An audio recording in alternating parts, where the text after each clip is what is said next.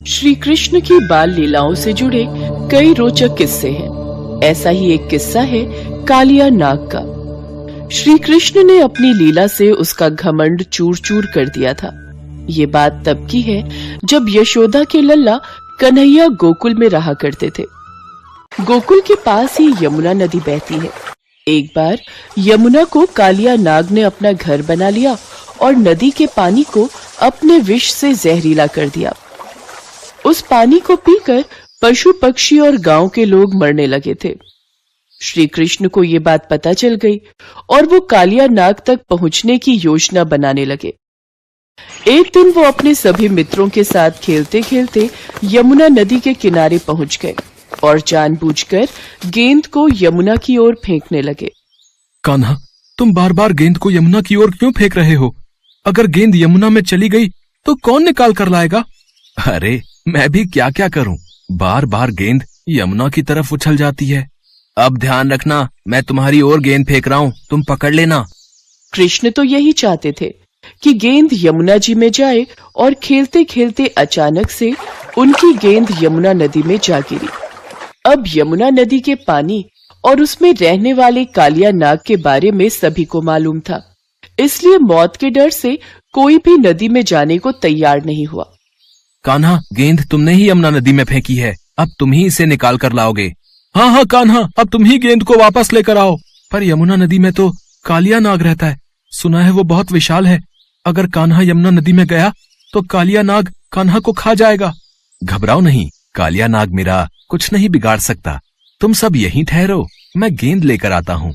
कान्हा के सभी मित्र उन्हें यमुना में जाने से रोकते रहे, पर भगवान कृष्ण नहीं माने। वो कदम के वृक्ष के ऊपर चढ़े और नदी में छलांग लगा दी। सभी बच्चे डर के मारे भागे भागे नंद यशोदा के घर पहुंचे और सारी बात बताई।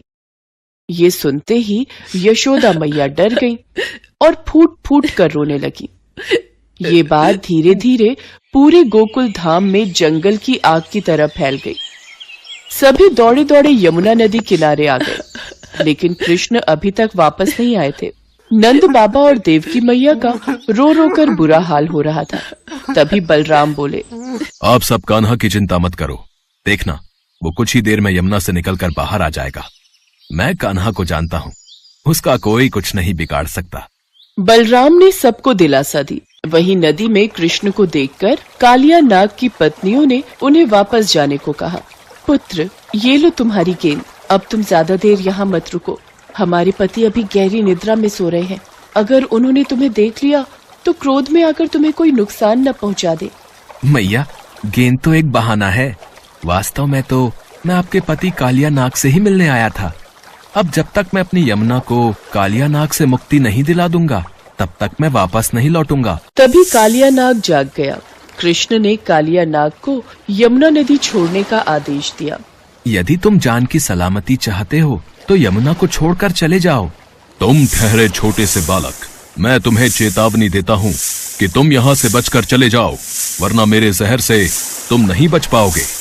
मेरी शरण में जो कोई आता है मैं उसे क्षमा करके छोड़ देता हूँ, पर लगता है तुम बहुत हठी हो, तुम ऐसे नहीं मानोगे। कृष्ण और कालिया नाग की जोरदार लड़ाई हुई, जिससे सभी देवी देवता भी भयभीत हो गए।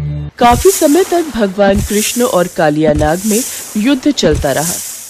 यमुना तट पर नंद बाबा और यशोदा मैया के साथ सभी गोकुलवासी यमुना की ओर नजरें टिकाए रो रहे थे।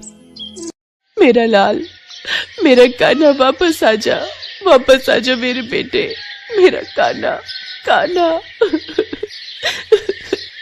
चिंता मत करो यशोदा, हमारे कान्हा को कुछ नहीं होगा, वो लौट आएगा। काफी समय तक युद्ध करने के पश्चात कालिया नाग हार गया। भगवान कृष्ण ने उसके फन को अपने चरणों के नीचे दबा दिया। कालिया नाग थक चुका था।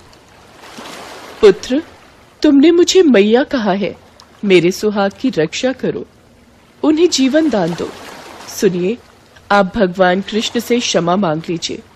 ये कोई साधारण बालक नहीं, ये तो साक्षात नारायण का अवतार है, जिनके दर्शनों के लिए सभी देवी देवता, प्राणी और समस्त लोकवासी व्याकुल रहते हैं। आज उनके चरणों में आपको स्थान मिला है। इनसे क्षमा याचना कीजिए, ये आपको क्षमा कर देंगे। त्राहिमाम, त्राहिमाम। हे प्रभु, मुझे क्षमा कर दीजिए। आपको पहचानने में मुझसे भूल हो गई। मैं आपकी शरण में आया हूँ, मुझे जीवन दान दीजिए। ठीक है, मैं तुम्हें जीवन दान देता हूँ। अब तुम यमुना नदी को छोड़कर वापस अपने स्थान रमणक द्वीप पर लौट जाओ। प्रभु, वहाँ गरुड़ पक्षी मुझे मार डालेगा। मैं वहाँ कैसे जाऊं?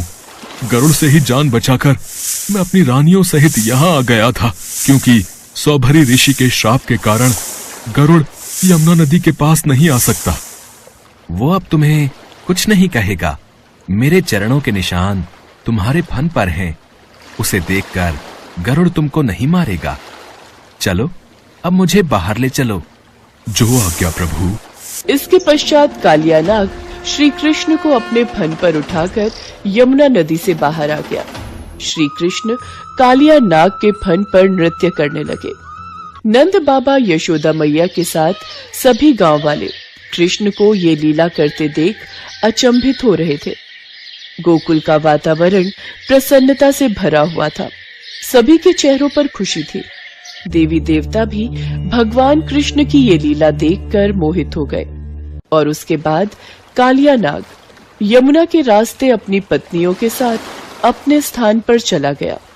कृष्ण को सही सलामत वापस पाकर सभी गांववासी बहुत खुश हुए।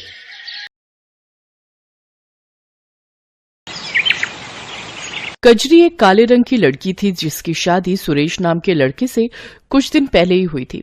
एक शाम कजरी खाना बनाकर सबको परोसती है। खाना मुंह में डालते ही उसकी सास कुंती उससे कहती है, क्यों रे काली बहू, अपनी माँ से कुछ सीख कर नहीं आई क्या, जो रोटी के साथ सब्जी की जगह नमक ही परोस दिया? माँ जी, घर में बनाने के लिए कुछ भी साग सब्जी नहीं है। आलू बचे थे, वो मैंने सुबह ही बना दिए थे। कैसे करम फूटे हैं हमारे।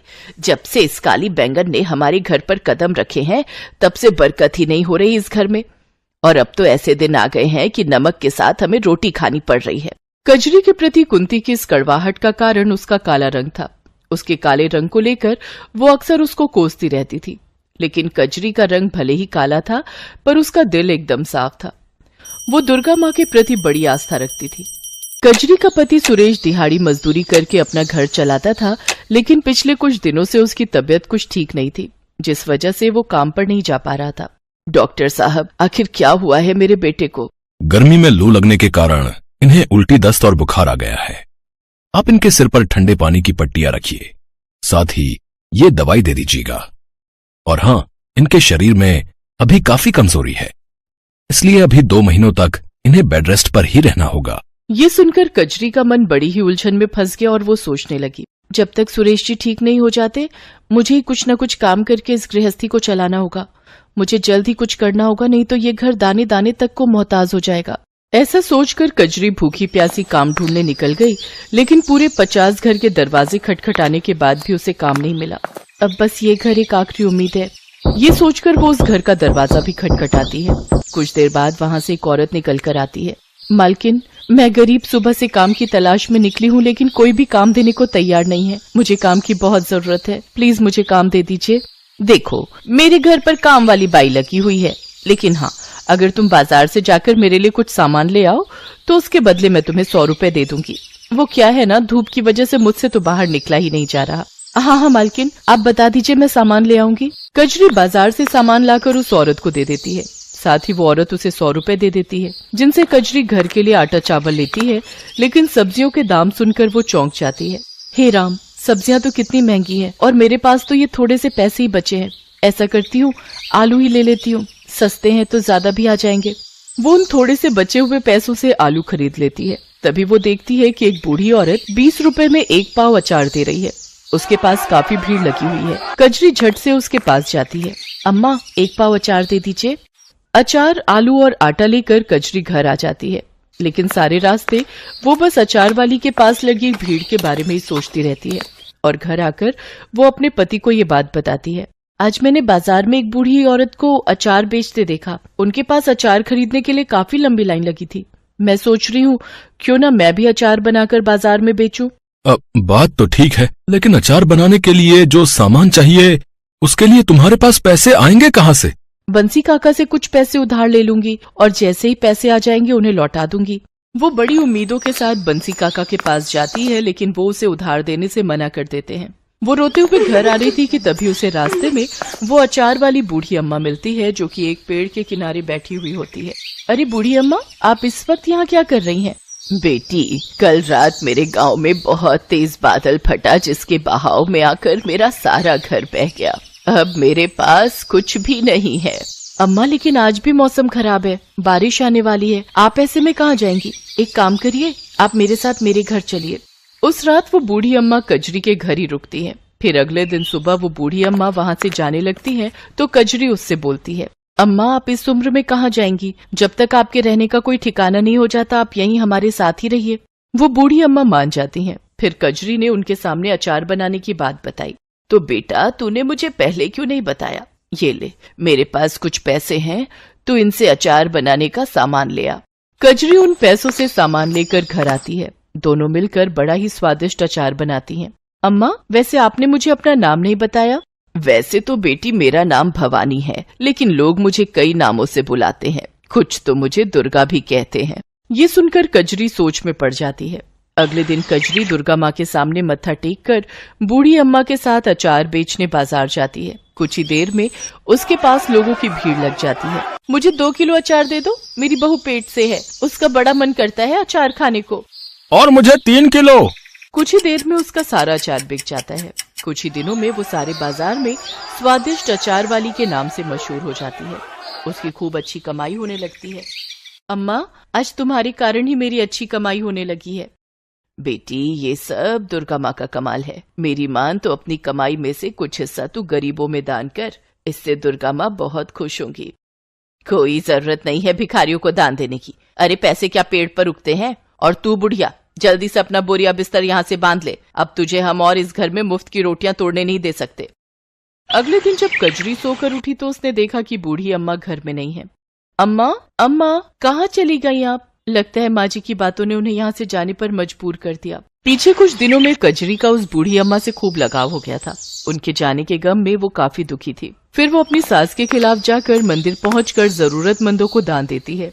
ये देखकर उसकी सास डंडा लेकर दुर्गा माँ के मंदिर में ही उसकी पिटाई करनी शुरू कर देती है। 4 पैसे क्या कमाने लग गई? तेरा तो दिमाग ही चढ़ गया है। अपनी सास की बातों को अनसुना करेगी तेरी इतनी हिम्मत?